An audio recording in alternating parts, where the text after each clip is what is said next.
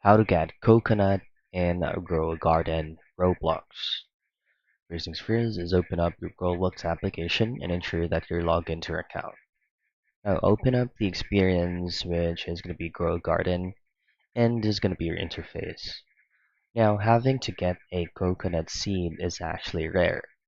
The reason why it's rare is because if you head out straight into the seed shop and then talk to the farmer right here, coconut is actually a mythical seed, which means it is not going to be on stock um, every day.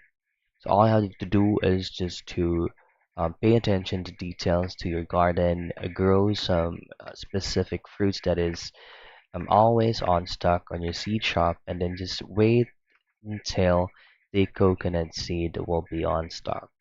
You can also try to check out the specific cooldown time right here, which is actually 2 minutes and 8 specific seconds for the seed shop to restock. Now, once your seed shop will goes restock, just head straight directly to a farmer on the seed shop and then just check out if the coconut seed is running on stock.